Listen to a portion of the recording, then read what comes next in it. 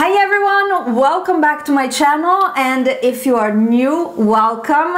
I know during the month of December we grew so much and we reached 1,000 subscribers. I want to thank you all for that.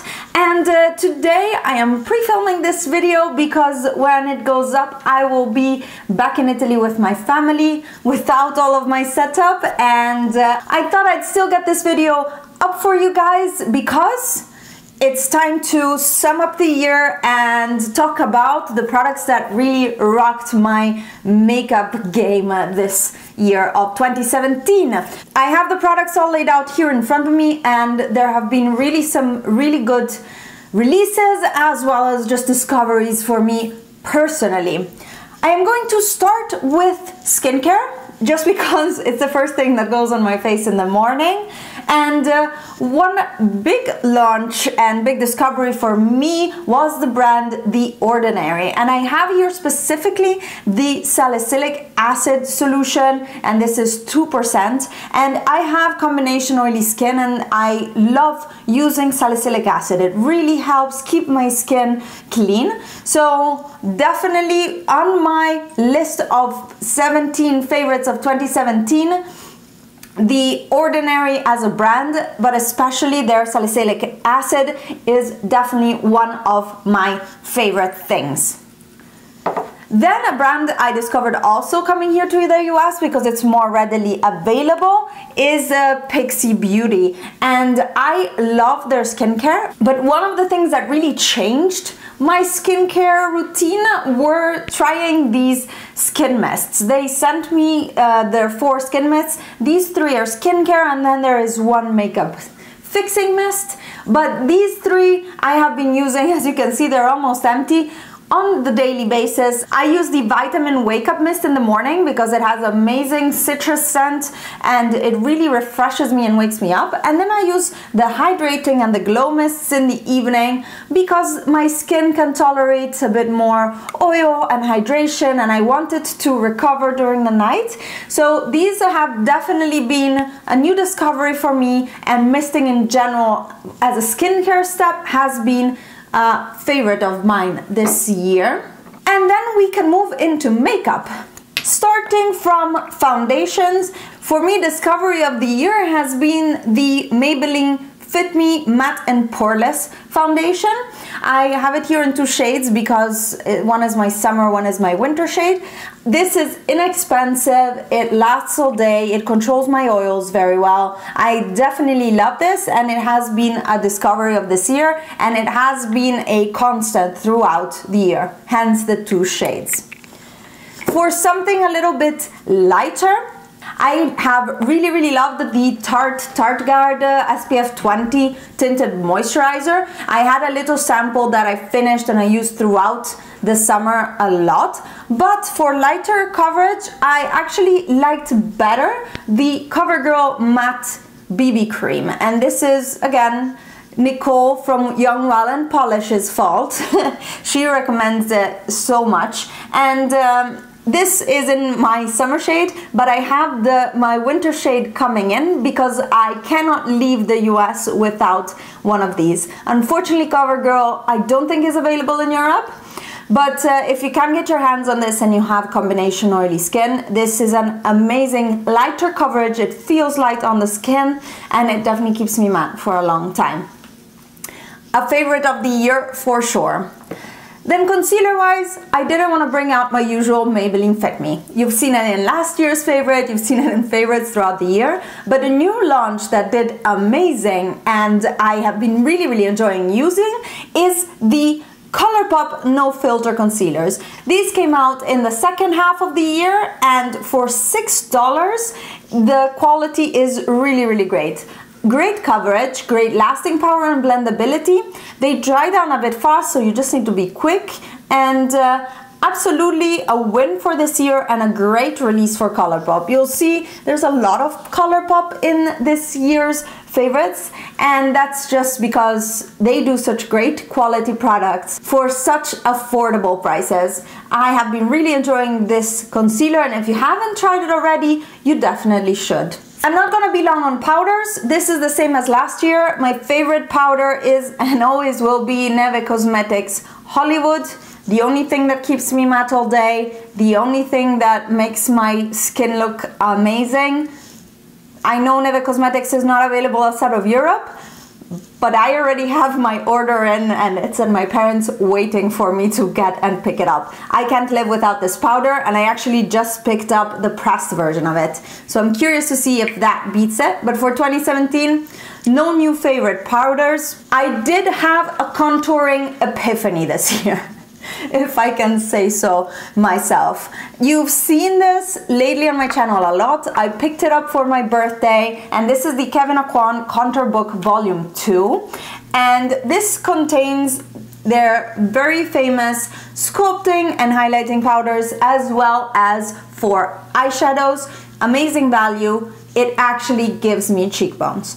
Today, for the second or third time, I tried doing the cream contour first, then the powder contour, so that I would use both, because there's creams and powders in this set and I feel bad using only the powder. This is a great palette. I honestly have never contoured like I contoured with this. I have been recommending it right and left everywhere. I think that's an Italian saying. Anyways, love this. For highlighter, I've tried and loved a lot of new highlighters.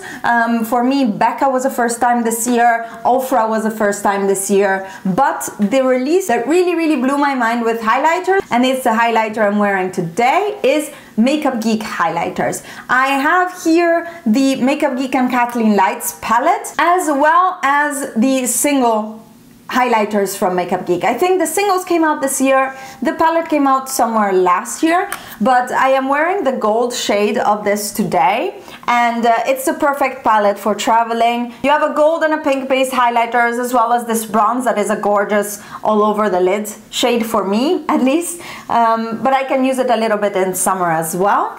And for the single highlighters, I have the shade Daybreak, which it looks nothing like in the pan on your skin. It's a beautiful peachy, very bright and good for lighter skin tones. It's a beautiful highlight. These have been my favorites, and even though I tried a lot of other things, these won for me this year.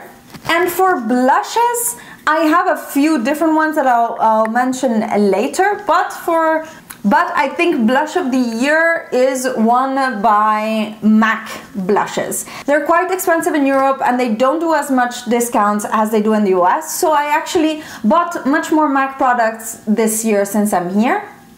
And I love c'est comme my teeth. And the one I have here is in the shade Raisin, and this is the perfect shade for me. It's such a deep, beautiful warm tone blush.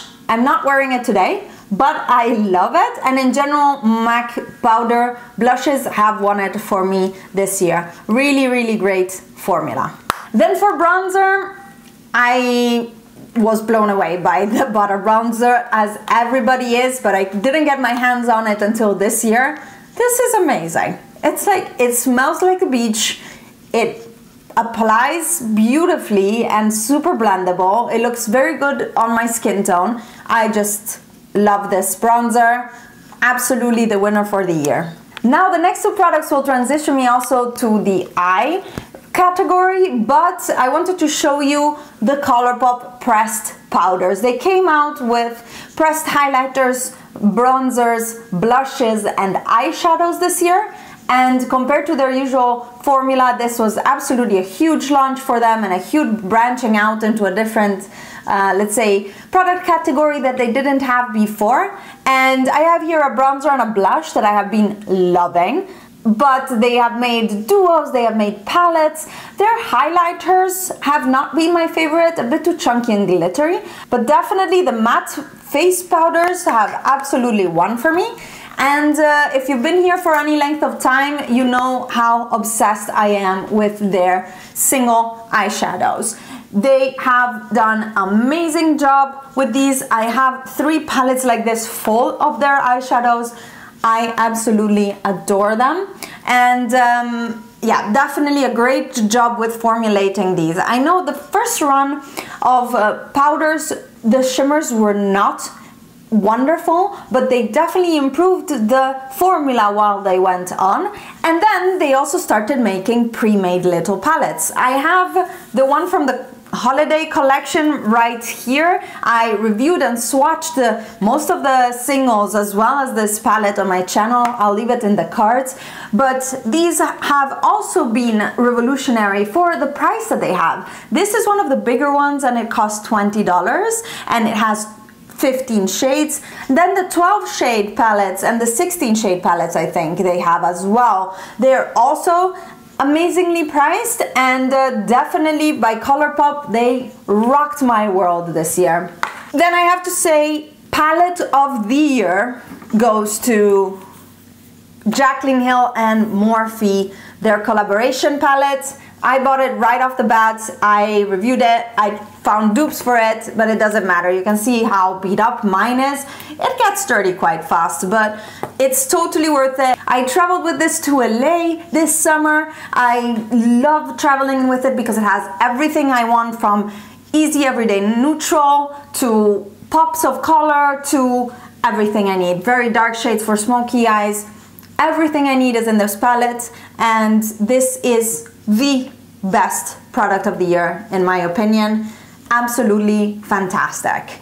Still recommend it if you can get your hands on it from Ulta or the Morphe website. I know Beauty Bay has it in Europe. Definitely pick it up. I returned my other Morphe palette that I bought, but this one is a winner. The formula is much better than their older palettes, and I know they changed it after this, so definitely recommend this one. Then for controversial palette of the year, it's definitely Subculture. But I was at a point when this came out that I was a bit in a rut with my eyeshadow game. I had transitioned completely from pre-made palettes to single eyeshadows and the Jaclyn Hill palette, because that one I just needed to have. But I was in a rut and was too much freedom of choice, and on a daily basis I didn't know what I wanted to wear and it was too complicated to decide.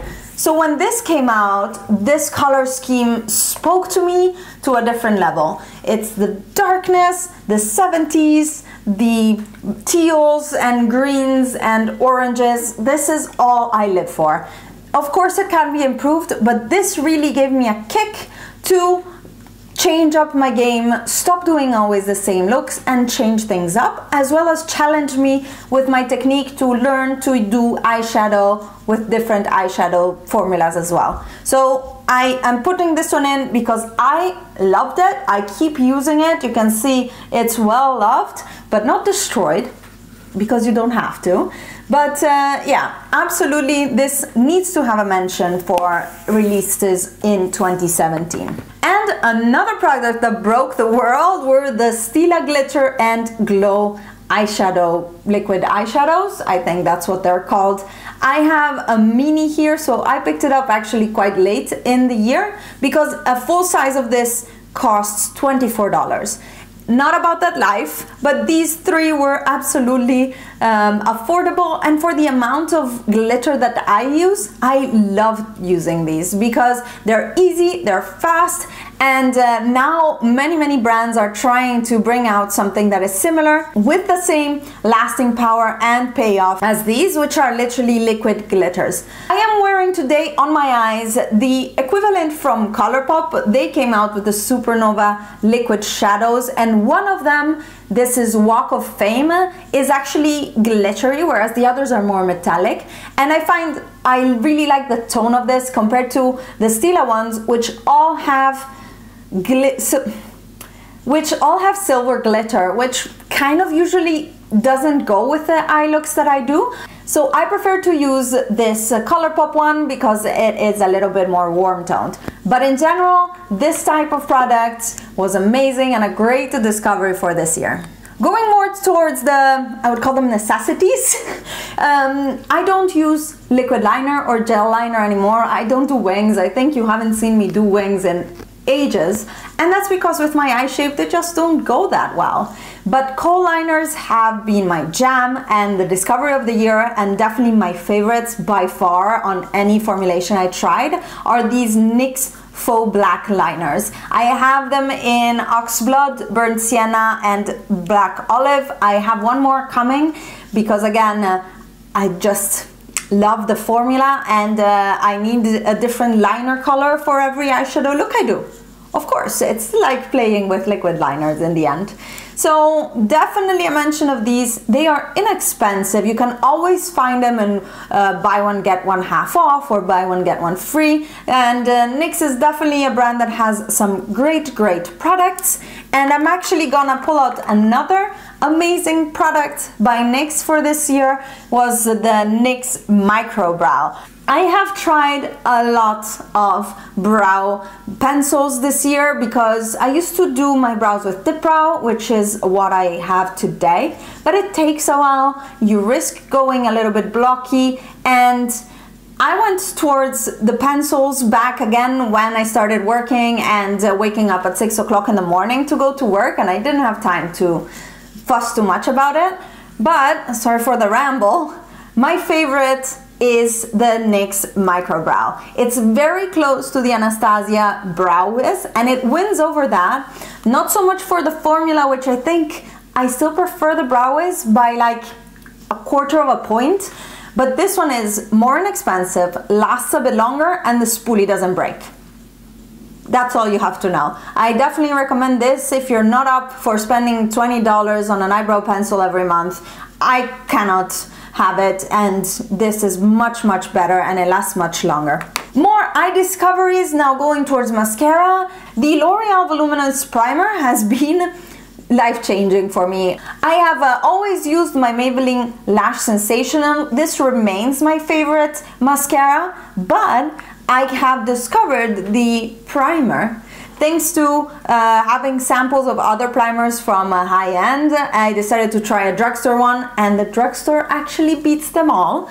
And this is definitely an amazing product that you can actually, it's just an extra coat of mascara, and since I used to go in with 3 coats anyways, I brought down the mascara coats to 2 and added this one in. It does a dramatic difference to my lashes, and I love using it on a daily basis actually.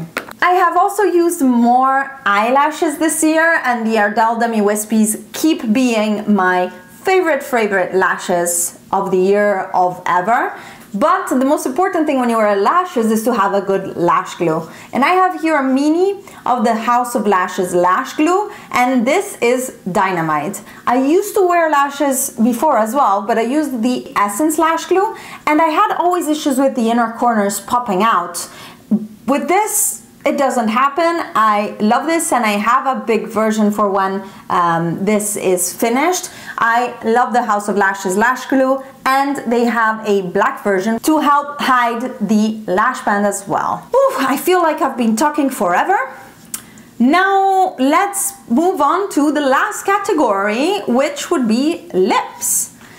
You know me, I wear vampy lips. I was the biggest advocate for matte liquid lipsticks, and this year I kind of moved a bit on from it.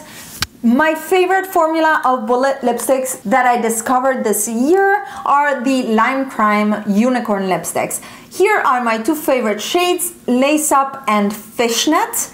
These are very moisturizing and soft lipsticks, full pigment from the first swipe, and they last well. I wear them for 4 or 5 hours without any problems. I can eat lunch through them and they are still there. They look good, they fade well, and they're not drying on my lips. They have like a demi-matte satin type of finish. Yeah, they remind me of the satin lipsticks from MAC. Amazing, love them. Also loving MAC matte lipsticks and satin lipsticks, but that's nothing new, is it? Then for stick lipsticks, also discovery of this year for me, not for the world, are the Colourpop Lippy Sticks in the matte and matte X formulas. I don't like their creams, they move around too much, and the sheer ones, I find sheer lipsticks useless, so I don't wear them, but the matte and matte X are amazing. My 2 favorite shades, hands down, are Ziggy, which is a very nice medium terracotta, and a darker version of that, which is Secret Stash. Secret Stash is the Lippy Sticks version of Love Bug from Colourpop, which is also one of my favorite colors. And unfortunately, it's discontinued, but I wish they brought it back because it's such a good shade. Loving in general though, the Lippy Sticks in the matte and Mattex formulas. Then, also from Colourpop, I never wore glosses. Do you see I have a glossy lip? I am wearing a MAC Bowl Me Over and this Colourpop gloss in Fudged from the collection with Carucce. I love Colourpop glosses. They are great value because with $6 you get a gloss that is not sticky. You have different finishes, so you have the glitter finishes like this one, which is KT from the collaboration with Hello Kitty, and they do a beautiful job at giving more three-dimensionality to the lips. You can have sheer ones like this Fudged. You can have metallic ones like Wolfie is one of my favorite metallic. It really makes your lips look like molten metal. It's amazing value and a great formula. It doesn't stick together, it's not slippery, it will get stuck in your hair, which is actually bugging me this whole time. But amazing value and formula for these glosses. I wouldn't spend more than $6 on a gloss because it goes away so fast. So absolutely loving these. Guys, I think we made it through. My favorites for 2017. It's incredible. I know it was a lot of information, but please let me know down below which ones were your favorites. Do we have any overlap? And I know it's difficult to remember what actually was the best of the best for the year, but it's when you look back and you realize, oh yeah, I love this and I love this. And this is okay, but I wouldn't like mention it for the end of the year. So yeah, I hope you enjoyed this video. I hope we have some products that we both love. And don't forget to subscribe to my channel and like this video if you like favorites. I know they haven't been doing the best on my channel, so I just want to hear from you guys if you want me to keep doing them on a monthly basis next year as well. I wish you a wonderful end of 2017 and a very successful and healthy and happy 2018. I will see you soon with the next video on the worst products of 2017. So stay tuned and bye guys!